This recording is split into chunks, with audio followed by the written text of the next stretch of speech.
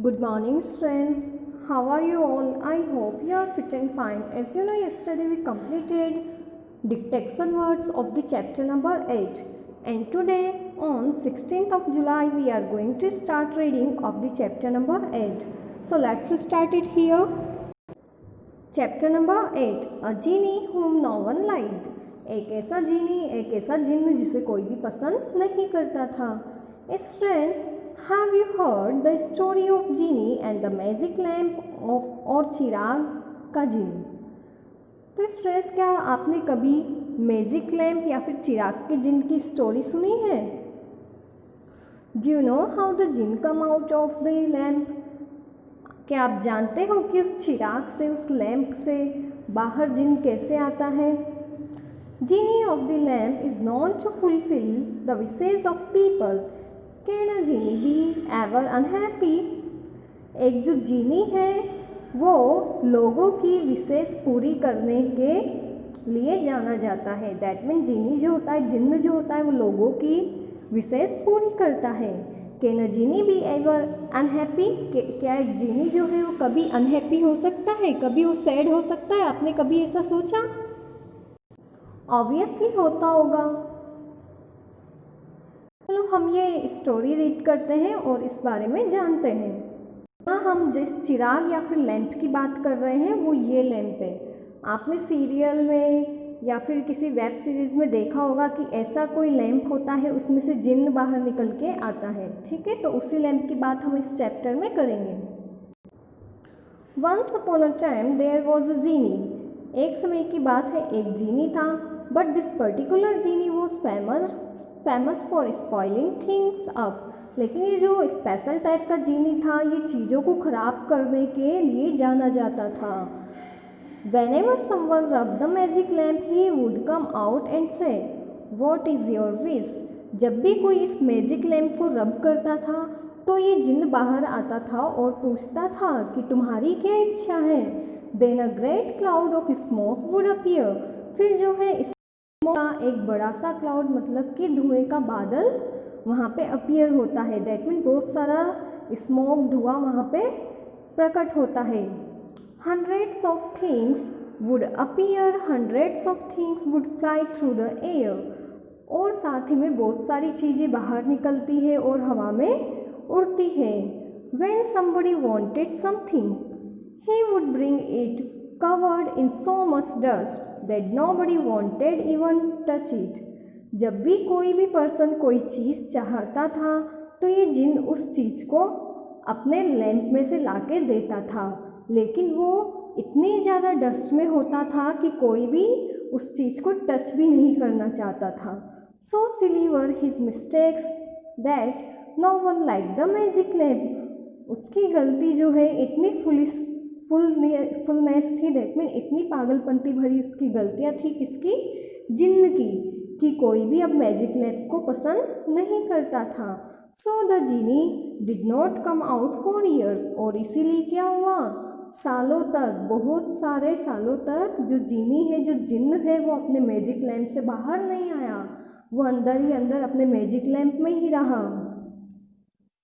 One day a lonely boy named Pankaj. एक दिन क्या हुआ, एक अकेला लड़का जिसका नाम था पंकज, फाउंड द लैम्प. उसको ये मैजिक लैम्प मिल गया जिसके अंदर कौन रहता था? जिन्न. He heard the sad cries of the genie. उसने जीनी की सैड मतलब दुखी आवाज़ें अंदर से सुनी. So he decided to try to become his friend. तो इसलिए जो पंकज है उसने डिसाइड किया कि जो जीनी है उसका फ्रेंड मैं बन जाऊंगा. The wish he asked to be granted was to be able to enter and leave the lamp. अब जो पंकज है उसने जो विश मांगी, किससे? जिन्न से. वो विश क्या थी? To be enter and leave the lamp. जो लैम्प है उसके अंदर एंटर होने की और फिर उससे बाहर आने की.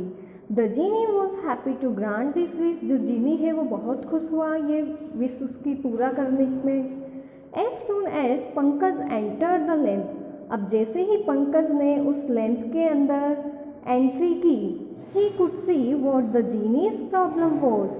तो वहाँ से देख सकता था कि वास्तव में जो जीनी है उसकी प्रॉब्लम क्या है. It was not that he was bad genie. ऐसा नहीं था कि वो बैड जीनी था, मतलब गंदा सा जिन्न था। It was just that he was untidy. बस बात ये थी कि वो अनटाइडी रहता था, दैट मीन बहुत गंदा रहता था। उसके रूम का मतलब लैम्प के अंदर का जितना भी सामान था वो बिखरा हुआ था। In the lamp everything was throne all over the places. तो लैम्प के अंदर जितनी भी चीज़ें थी वो इधर उधर पड़ी हुई थी। Whether it be jewellery, books, boats, camels, चाहे वो ज्वेलरी हो, बुक हो, बोट हो या फिर कैमल।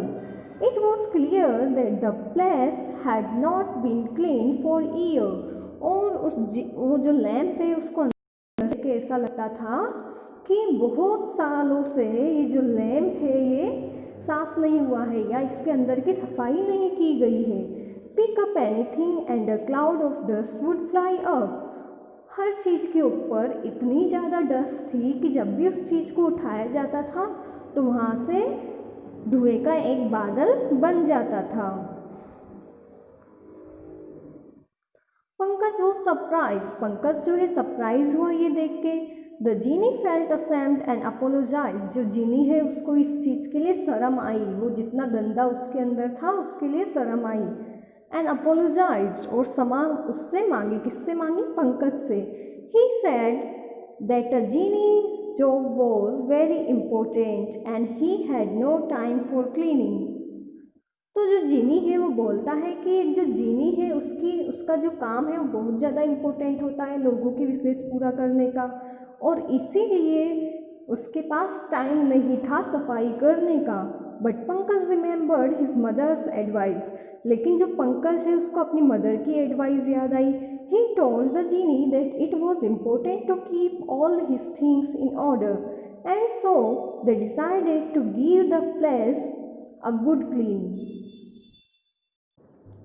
तो अब क्या हुआ, पंकज को उसकी मदर की एडवाइस याद आ गई कि हमें हमेशा साफ़ सुथरा रहना चाहिए। इसलिए दोनों ने डिसाइड किया कि जो ये प्लेस है, जो ये जगह है लैम्प के अंदर की, इसको हम दोनों मिलके साफ़ करेंगे। It took them quite a few days, और ऐसा करने में उनको कुछ दिन लग गए। When they finished everything was gleaming and in its correct place. जब पूरा काम हो गया तो हर चीज़ चमक रही थी और अपने करेक्ट प्लेस पे, मतलब सही जगह पे थी। Now it was very easy to find whatever gift was asked for. अब जो भी चीज़ लोगों के द्वारा मांगा जाता जिन्न से, जिन्न के लिए उस गिफ्ट को फाइंड करना रूम में बहुत ईजी था। रूम में मतलब उसका जो मैजिक लैम्प है उसके अंदर, क्योंकि सारी चीज़ पंकज ने और जिनी ने मिलके जमा दी थी। And to get it without breaking anything, और अब जो है वो चीज़ को बिना किसी और चीज़ को तोड़े बाहर ला सकते थे। And so the genie began to be respected and liked once more. और इसी टाइप से जो जीनी है उसका एक बार फिर से रेस्पेक्ट किया जाने लगा और उसको लोग वापस से पसंद करने लगे। He learn that nothing great can be achieved without order and cleanliness in all things. तो जो जिन है उसने ये बात सीखी पंकज से कि कुछ भी अचीव नहीं किया जा सकता, कोई भी ग्रेट थिंग जो है वो प्राप्त नहीं की जा सकती विदाउट ऑर्डर, दैट मीन बिना सिस्टमेटिक वेज के और बिना क्लीनलीनेस के। So students, that's it for today. In today's homework you have to read this chapter